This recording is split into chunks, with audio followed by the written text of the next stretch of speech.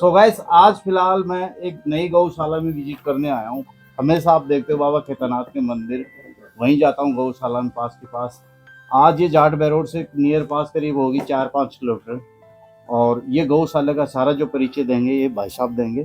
तो ये गौशाला कितनी साल पुरानी है? ये गौशाला 25 साल पुरानी है जी। ये सन 2000 में शुरू हुई थी। तो ये वो सेमी गौशाला बाबा केदारनाथ वाली सेमी ब्रांच है ये, या सबसे पुरानी गौशाला ये सबसे पुरानी गौशाला तो हमारे यहाँ अलवर में राज सार्वजनिक गौशाला दहमी और स्टेशन रोड अलवर सबसे पुरानी गौशालाएं ये हैं। उसके बाद बस ये सब बराबर से ही है। बूढ़ी बावल गौशाला है, ये गौशाला है, ये साल 2 साल के आगे पीछे में बनी है। लगभग कितनी गौशाला, कितनी गायें हैं यहाँ? करीब 2000 से ऊपर गौवंश है हमारे पास। तो भाई लगभग ये अभी फिलहाल 2000 गौ माता है यहाँ पे जी। और मेरे हिसाब से तो हजारों गायों को नया जीवन मिला है। और खाने की उत्तम व्यवस्था है, चारे वगैरह की। और हर मंगलवार को लोग आते भी हैं गुड़ डालने के लिए, और दानदाता भी आते हैं मिलने के लिए। तो बहुत लोग आते हैं। बाकी परिचय भाई साहब करवाएंगे इनसे जो भी है। आप सुनील नीमाणा जी, झज्जर दादरी तोय गोकुल धाम, जो भारत में सबसे बड़ी गायों की सेवा, एक्सीडेंटल गाय। और मुझे तो आज पता लगा है कि भ्राताश्री ने सारे भारत में राष्ट्र लेवल पर जो है ना उपक्रम बना रखे हैं। बाकी यहाँ का तो हमें पता था, जयपुर, इधर चंडीगढ़, इधर यूपी, ये सारा एरिया, अम्बाड़ा, पंजाब, ये सारा एरिया में जहाँ भी एक्सीडेंटल गाय होती हैं वो इनके पास 20 एम्बुलेंस हैं। वहाँ से एम्बुलेंस से लिफ्ट करते हैं।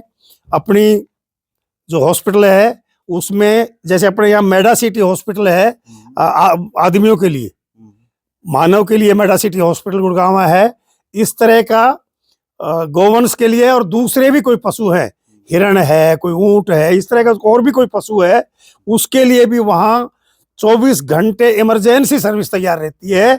उसी टाइम पहुंचे 4 डॉक्टर, हम गए खुद गायों को लेके रात में जैसे ही गायें पहुंची हैं वैसे ही जो ना डॉक्टर इस तरह जैसे इमरजेंसी में अपने हॉस्पिटलों में आते हैं, इसी तरह वहाँ गायों को संभाला जाता है, इसी तरह से वहाँ ट्रीटमेंट होता है।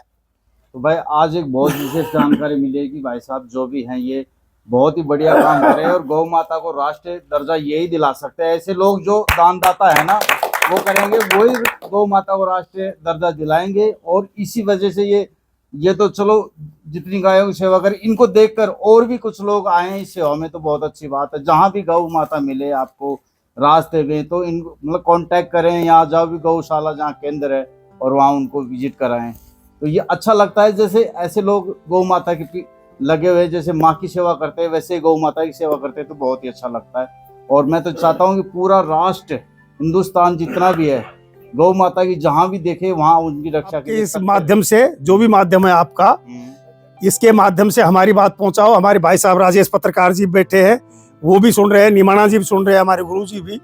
हमारे यहाँ करीब 20,000, 1500 और 20,000 के करीब गौवंश रोडों पर है, निराश्रित है।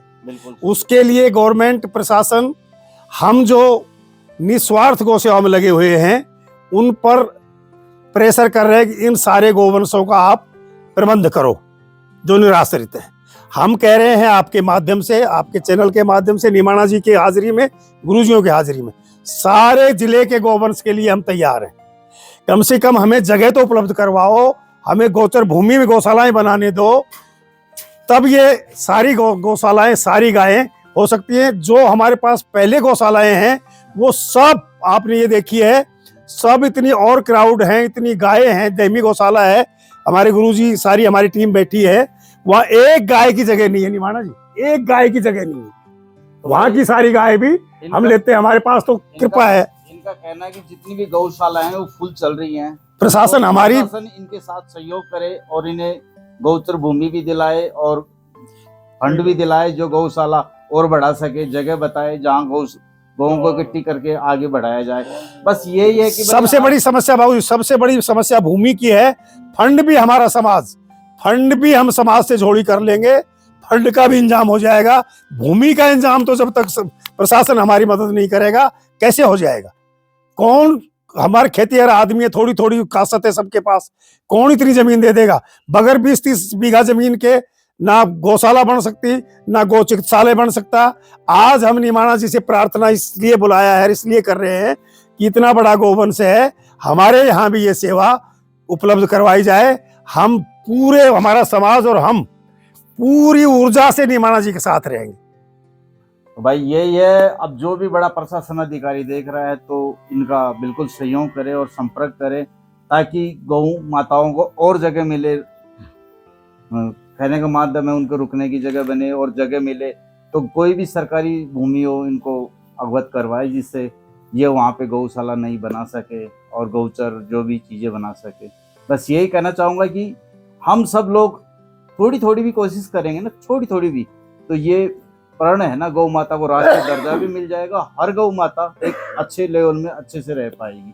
और पहले हमारे ऋषि मुनि भी कहते थे कि हर घर में, जिस घर में गौ माता है उस घर में कभी कोई बीमारी नहीं आती थी।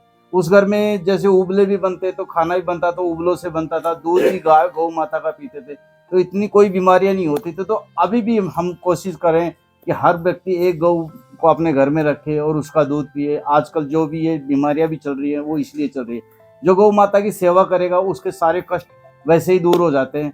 ये विधि के विधान है और ये ऋषि मुनियों के टाइम से ये चीजें चलती आ रही है। जय हिंद, जय भारत, जय गौ माता। धन्यवाद।